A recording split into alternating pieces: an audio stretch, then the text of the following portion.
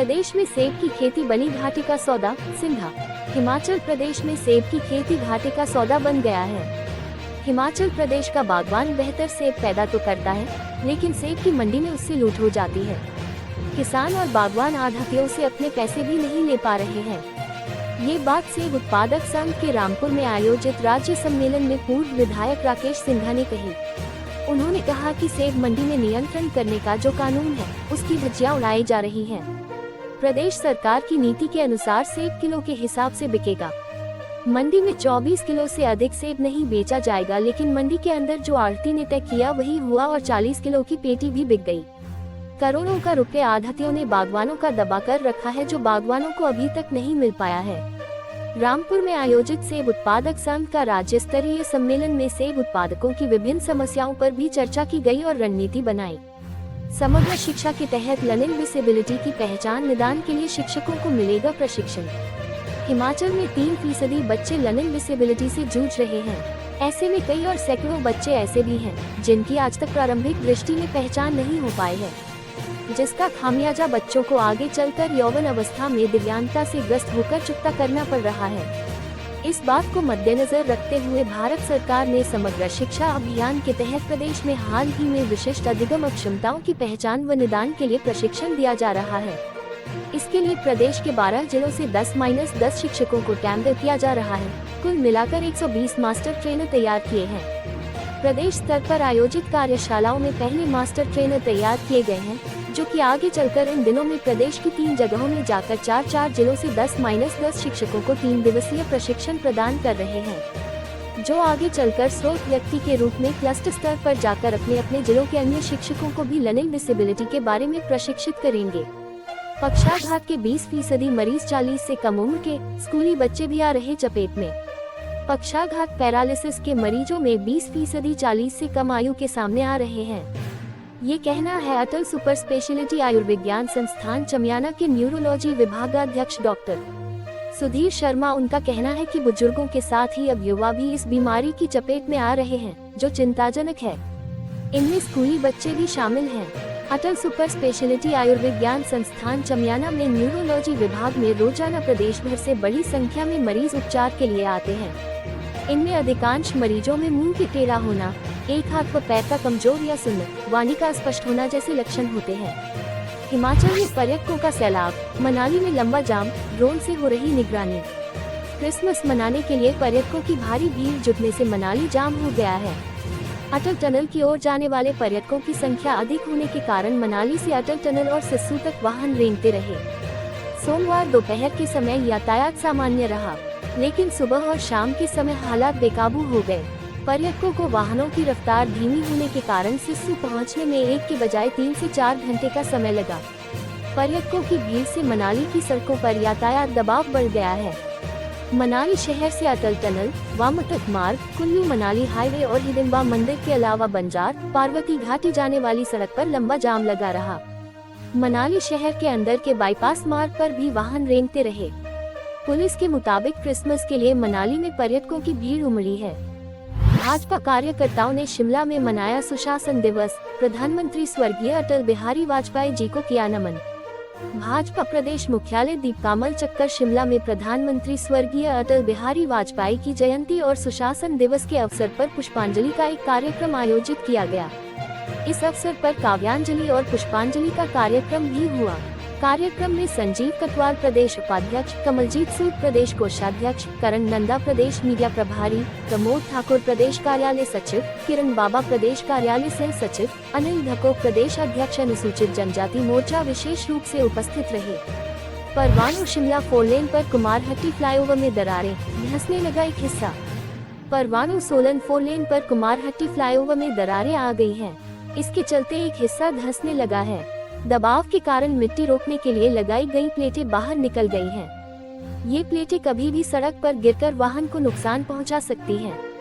4 लेन निर्माण कंपनी ने एहतियात के तौर पर फ्लाईओवर के एक हिस्से को बैरिकेड्स लगाकर बंद कर दिया है। यदि समय पर ठोस कदम न उठाया तो कभी भी फ्लाईओवर का एक हिस्सा पूरी तरह धंस सकता है। इससे पहले भी फ्लाईओवर की प्लेटें बाहर निकल गई थी। प्लेटें पेच लगा टिकाई गई थी, लेकिन अब फ्लाईओवर पर कालका की ओर जाने वाली लेन धंस रही है। अभी 4 लेन का काम पूरा नहीं हुआ कि फ्लाईओवर में दरारें आने से निर्माण कार्य की गुणवत्ता पर फिर से सवाल खड़ा हो गया है।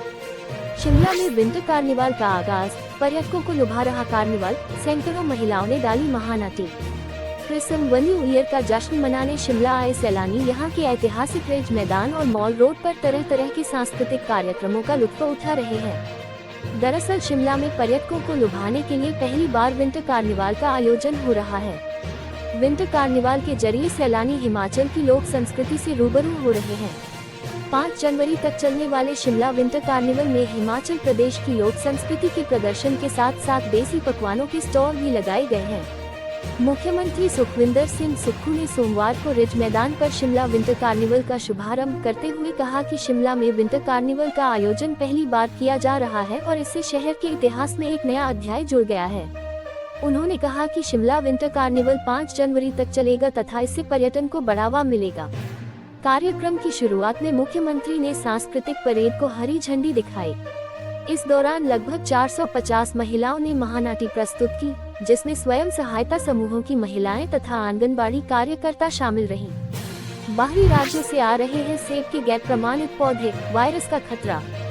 बेरोक-टोक हिमाचल पहुंच रहे गैर प्रमाणित पौधों से सेब बागवानी को खतरे में डाला जा रहा है।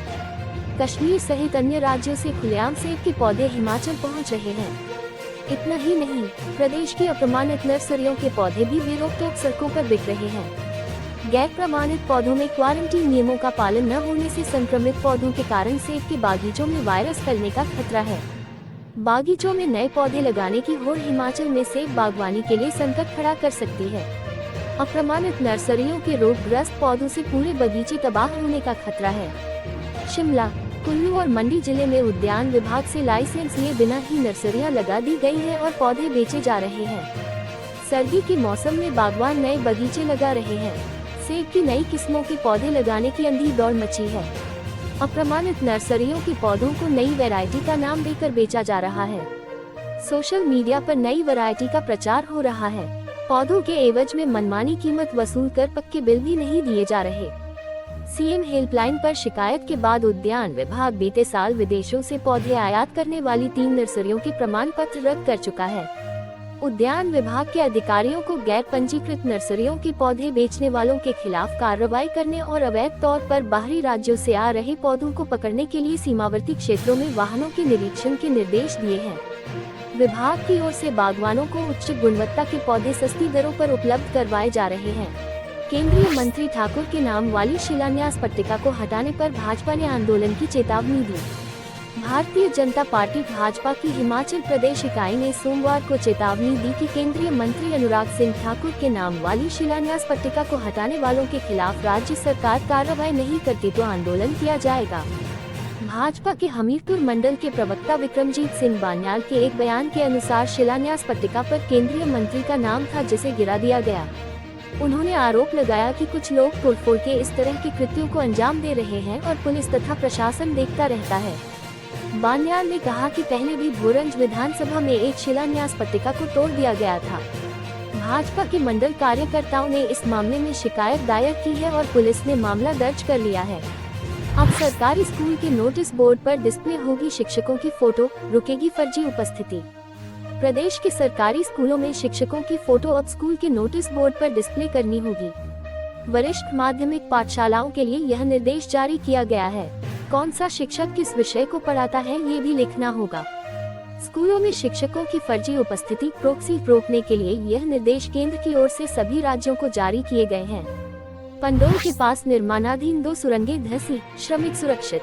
पंडोल के पास निर्माणाधीन 2 सुरंगों के 1 माह पहले धंसने की घटना उजागर हुई है। हालांकि सुरंगों के अंदर न तो कोई फंसा है और न कोई दबा है। सुरंगें धंसने की आशंका के चलते सभी श्रमिक पहले ही बाहर निकल गए थे। इस घटना को कंपनी प्रबंधन सामान्य प्रक्रिया बता रहा है। अब भी मलबा हटाने पर और मलबा आ रहा है, इससे दिक्कतें पेश आ रही हैं। पंडोल टकोली बाईपास 4 लेन के बीच ही सुरंगें बन रही हैं। ये घटना उत्तराखंड के सिलक्यारा में सुरंग धंसने के दौरान की बताई जा रही है।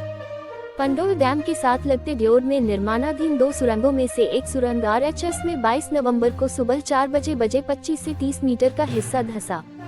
6 दिसंबर शाम को HLH सुरंग का 60 मीटर हिस्सा धंस गया। इन सुरंगों की लंबाई 3-3 किलोमीटर की है। इनके छोर आपस में मिल चुके हैं। उधर शाहपुरजी पलौंजी कंपनी की टीम लीडर आदर्श पनहुत्रा ने बताया कि कार्य के दौरान ऐसी घटनाएं होती रहती हैं। वहीं उपायुक्त मंडी अरिंदम चौधरी ने बताया कि टनल में ऐसा मलबा आना सामान्य घटना है। हिमाचल प्रदेश के मुख्यमंत्री ने संजौली ढली सुरंग का लोकार्पण किया। हिमाचल प्रदेश के मुख्यमंत्री सुखविंदर सिंह सुक्खू ने 47.36 करोड़ रुपए की लागत से बनी नवनिर्मित संजौली ढली सुरंग का सोमवार को उद्घाटन किया।